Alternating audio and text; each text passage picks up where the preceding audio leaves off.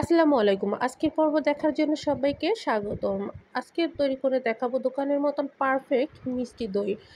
দোকান থেকে তো অনেক মিষ্টি দই কিনে খেয়েছেন। একবার বাসায় এভাবে বানিয়ে দেখুন। দই জমবে সব পাত্রে। কাঁচের গ্লাসে বা মাটির বাটিতে বা সিলভারে বা প্লাস্টিকের বাটিতে, যেকোনো বাটিতে আপনি দইটাকে জমিয়ে নিতে পারবেন। দই থেকে পানি ছাড়বে না আর খেতে লাগবে অসাধারণ। আশা করি আজকের রেসিপিটা আপনাদের ভালো লাগবে। চলুন পুরো ভিডিওটা একবার দেখে নেওয়া যাক। মিষ্টি দই তৈরি করার জন্য ১ কেজি লিকুইড গরুর দুধ আমি চুলায় জাল করে নিচ্ছি, দেখতেই পাচ্ছেন। আর এখানে আমি কোনো গুঁড়া দুধ ব্যবহার করব না। গুঁড়া দুধ দিলে মিষ্টি দইটা খেতে ভালো লাগে না আমার কাছে। তো গরুর দুধটা আমি ভালোভাবে জাল করে বেশ সময় নিয়ে জাল করে নিব, জাল করে ঘন করে নিব। তো দুধটা জাল করে আমি ঘন করে নিয়েছি। অর্ধেক হয়ে গেছে, দেখতেই পাচ্ছেন। দুধটা এ পর্যায়ে ঠান্ডা আছে।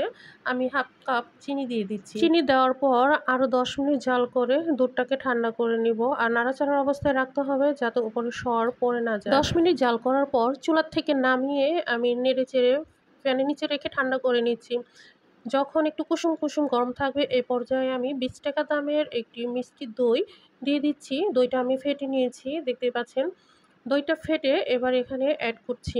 আপনারা ইচ্ছে করলে টক দইও দিতে পারেন। তো আমি মিষ্টি দই দিয়ে করে নিচ্ছি। এবার ভালোভাবে চামচ দিয়ে আমি ফেটে নিচ্ছি। ভালোভাবে দুধের সাথে মিশিয়ে নিব। আর গরম অবস্থায় কখনো দইটা মেশানো যাবে না, তাহলে দুধটা ফেটে যাবে। তো একটু কুসুম থাকা অবস্থায় মিশিয়ে নিতে হবে।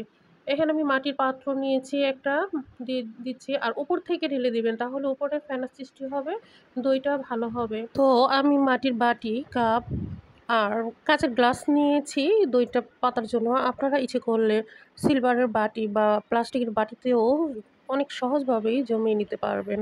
দোকান থেকে যে দইটা কিনে খাই তারা কিন্তু ঠিক এই প্রসেসেই দইটা তৈরি করে থাকে, তবে তাদের অনেক দোকানদাররা ভেজাল করে থাকে। দুধের সাথে বিস্কিটের গুঁড়া বা রুটি মিশিয়ে থাকে। বাসায় কোনো রকম ভেজাল ছাড়া দুটি উপকরণ দিয়ে দইটা পেতে নিতে পারেন। এবার উপরে একটি ঢাকনা দিয়ে ঢেকে মোটা ভারী কম্বল দিয়ে ঢেকে রেখে দিব ৬ থেকে ৭ ঘন্টার জন্য।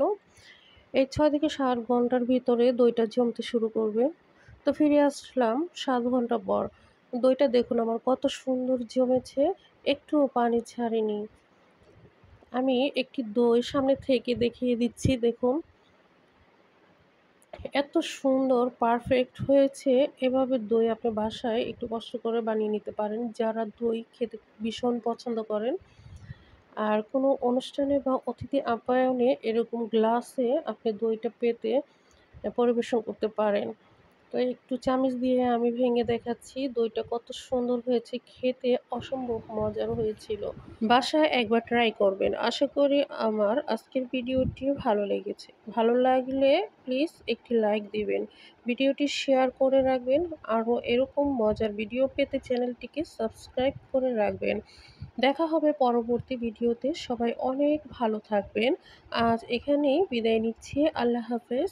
আসসালামু আলাইকুম।